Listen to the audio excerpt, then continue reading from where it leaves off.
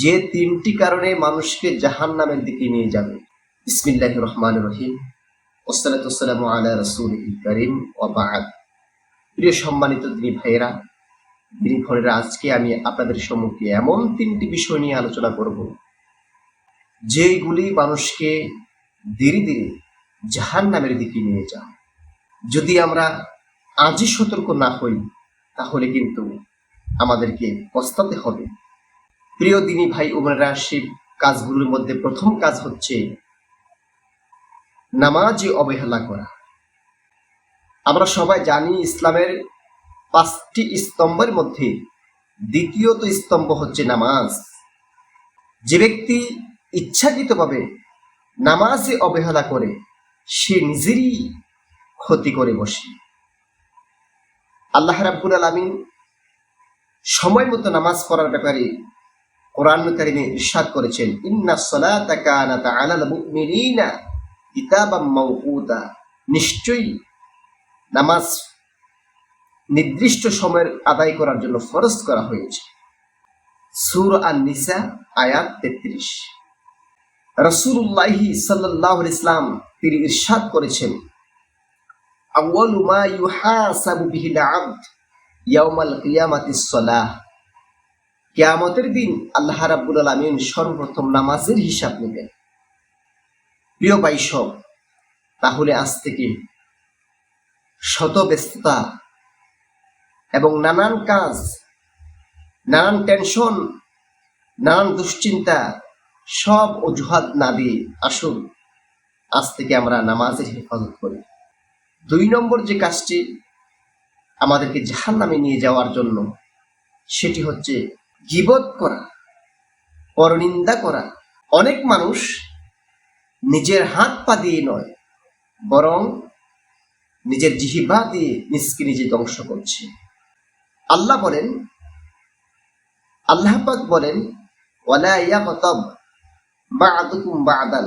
তোমাদের কেউ যেন কারো গীবত শিকায়ত না করে।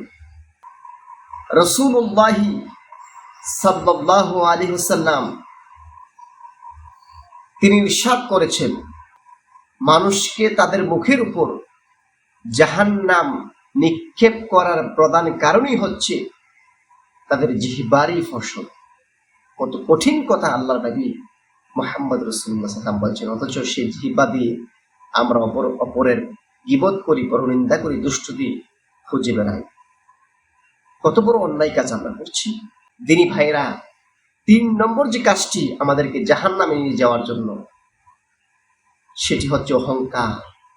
মারাত্মক অহংকার আমাদের মধ্যে এমন একটি ব্যাধিতে পরিণত হয়েছে, আমাদের প্রত্যেকের মনের মধ্যে কথায় কথায়, আমাদের কাজে কর্মের মধ্যে অহংকার, শুধু অহংকার প্রকাশ পায়। মনে রাখবেন, অহংকার মানুষকে আল্লাহর রহমত থেকে অনেক দূরে সরিয়ে দেয়। আল্লাহ পাক রব্বুল আলামিন ইরশাদ করেছেন, ইন্নাল্লাহা লা ইউহিব্বুল মুস্তাকবিরিন। নিশ্চয়ই আল্লাহ অহংকারীকে পছন্দ করেন না। সূরা নাহল আয়াত 23।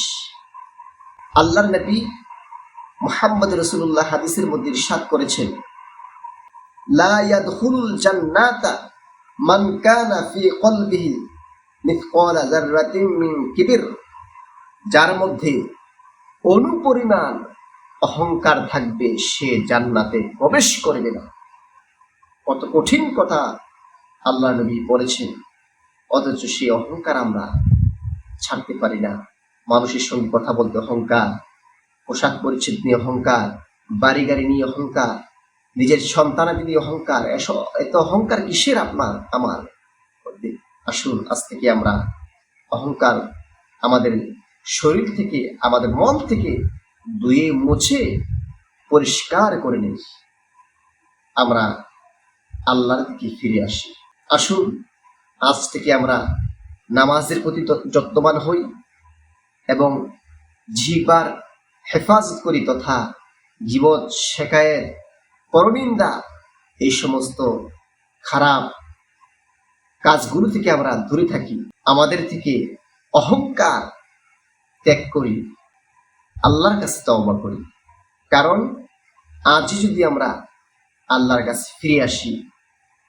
আল্লাহ পাকের রহমতের দরজা 24 ঘন্টা খোলা।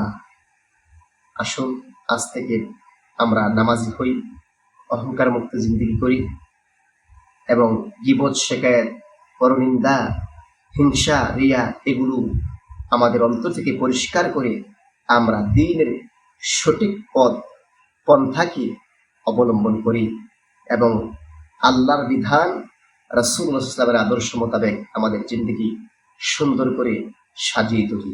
আল্লাহ পাক যেন আমাদেরকে দ্বীনের প্রতি কবুল করেন, জাহান্নাম থেকে মুক্ত করে জান্নাতের সুউচ্চ মাকাম দান করেন। আমিন।